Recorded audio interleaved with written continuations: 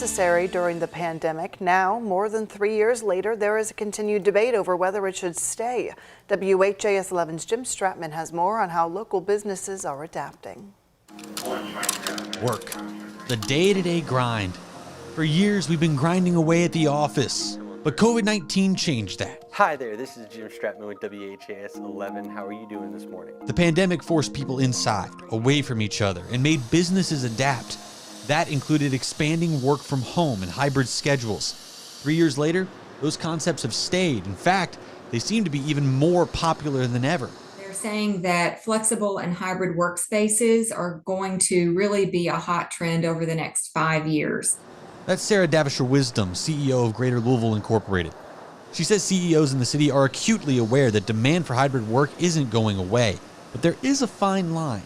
The cons do include the impact on corporate culture and personal connections, and the impact on the economy, like the reduced patronage in downtown. We've seen a lot of businesses navigate that by requiring certain days in the office, either certain days of the week or a certain number of days, to ensure that those connections still occur. One Louisville organization has a different approach. We don't have like a rubric to follow where you have to be here X days or this is what happens these days. That's Jordan Reber. He's the CEO of Ovare Group. He says the company changed its approach to the workplace after the pandemic. And it's really built around, we need you to perform the best at these times. And, up until those times, we need you to get the maximum amount of rest, the maximum amount of inspiration from your home life to perform in these big moments.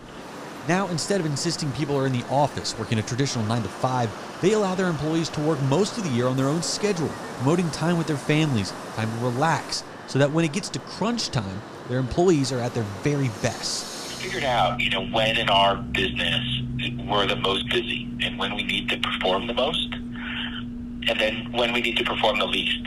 And we try to really sort of build our benefits and our program and the way that we roll around being ready and prepared for the peaks and then not worrying about the rest.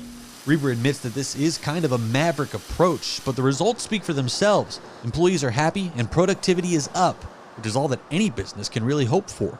That doesn't mean that everywhere needs to embrace that Ovare style, but GLI says that their partners are making sure that they bring in a new culture, something that embraces the 9 to 5, the work from home, and everything in between.